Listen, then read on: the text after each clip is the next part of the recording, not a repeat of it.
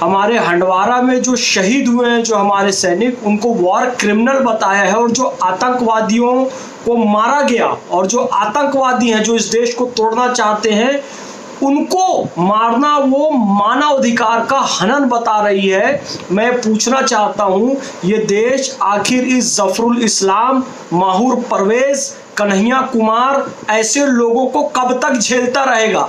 कन्हैया कुमार और ये तमाम लोग जो हैं, इनको अदालत सजा जरूर दे, लेकिन इन पर एक सामाजिक दबाव भी होना चाहिए। इसलिए मैं ये बात कहना चाह रहा हूं, ये लोग जहां पर दिखे इनको एक थप्पड़ जरूर लगाएं। हो सकता है कई लोग मेरी इस बात का विरोध करेंगे, लेकिन मैं ये कहना चाहता हूं, और उसको, उस नामाकूल लड़की को, माहूर परवेज जो है, उसको महिला होने के नाम पर छोड़ा ना जाए। वो जहां दिखे उसको ये कहो, तू गद्दार है, तू वतन की गद्दार है, तू भारत का खाती है, भारत के खिलाफ बोलती है, पाकिस्तान के लिए तू जासूसी करती है, और वो जफरुल इस्लाम जो यहां का खाता है और पालतू पिल्ला बना हुआ है अरबी देशों का, कहता है कि मैं उन्हें जाकर बताऊंगा तो वो यहां पर जलजला ला देंगे। तेरे अय्याश सऊदी शेख, उनकी औकात है और तेरी औकात है।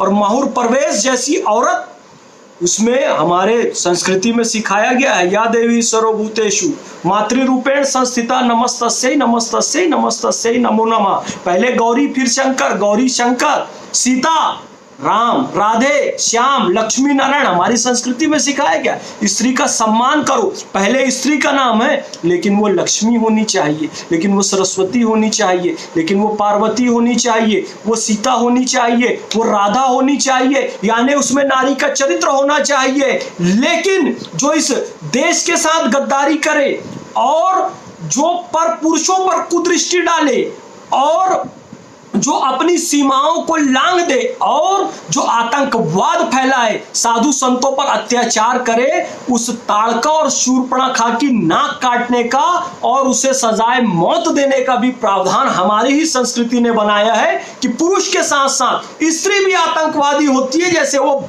इशरत जहां थी, जैसे माहूर परवेज है, जैसे आरफा खानम शेरवानी है, और ये तमाम तरह के राणा अयूब और दुनिया भर के जो लोग भारत में रहकर, भारत का खाकर हमारे सैनिकों को वॉर क्रिमिनल बताते हैं, हमारे सैनिकों को आतंकवादी बताते हैं, और वो आतंकवादी अफजल गुरु का महिमा मंडन करते हैं, उसकी जयंती मनाते हैं और उसकी जयंती में नारे लगाते हैं, भारत तेरे टुकड़े होंगे इंशाल्लाह। वो जो याकूब मेमन के जनाजे में जाते हैं, उन लोगों को उनकी औकात दिखाना जरूरी है।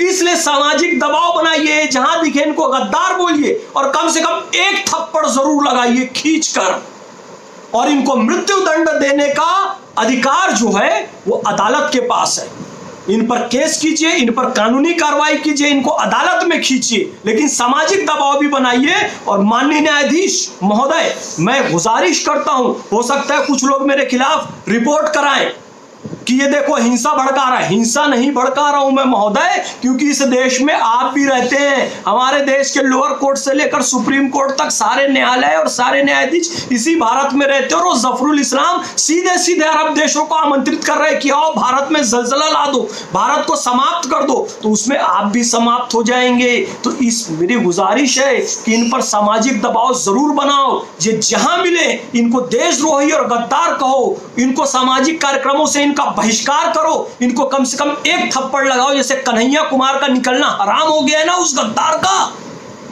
वैसे इन लोगों का भी निकलना हराम कर दो कि कहीं ये लोग निकल ना पाए। ये शर्जिल भारत को, असम को भारत से तोड़ेगा।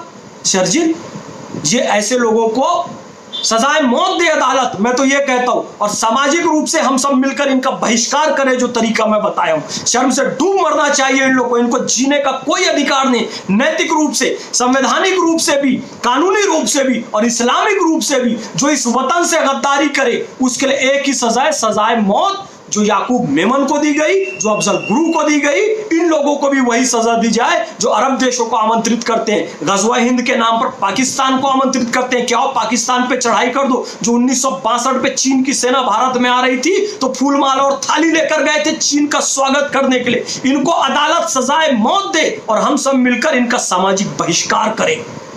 बोलने की आजादी, अभिव्यक्ति की स्वतंत्रता, यानी कि हमारे देश के सैनिकों को तुम वॉर क्रिमिनल बोलो, उनको आतंकवादी बोलो, ये बोलने की आजादी है। भारत तोड़ दोगे, ये बोलने की आजादी है।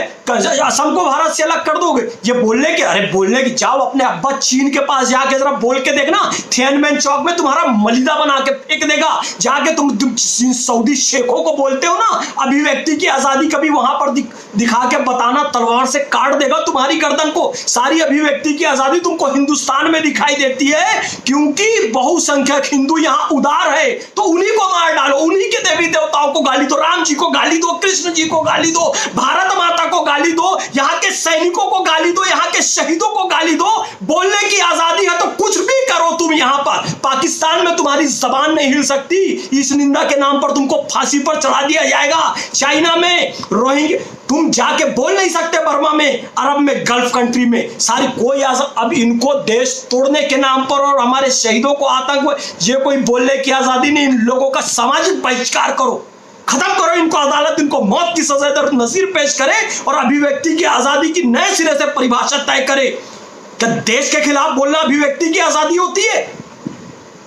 जब देखो सनातन संस्कृति हिंदुत्व के खिलाफ, जो हिंदुत्व पूरी दुनिया को लेके चला, तमाम दुनिया की संस्कृतियों को समेट के रखा, उसको गाली देते रहो। तुम्हारी औकात है? अमेरिका की सब संस्कृति को संभाल सकता है, चाइना संभाल सकता है, पूरा एक रूप कर देते हैं। विभिन्न रंग के फल फूल सारे, हिंद देश के निवासी सभी जन एक हैं, रंग रूप वेश भाषा चाहे अनेक है। सारे समुदाय संप्रदाय को उसकी आस्था के हिसाब से स्वतंत्र रहने का अधिकार केवल भारत में दिया है, क्योंकि भारत में हिंदू बहुसंख्यक हैं। जहां मुस्लिम बहुसंख्यक होते हैं पाकिस्तान में, बांग्लादेश में, भारत के कश्मीर में हिंदुओं को काट काट के, बाकी मजहब के लोगों को काट काट के ईरान में, इराक में फेंक देते हैं। पारसियों को खत्म कर दिया ईरान इराक से, हिंदुओं को खत्म कर दिया पाकिस्तान, बांग्लादेश और कश्मीर से।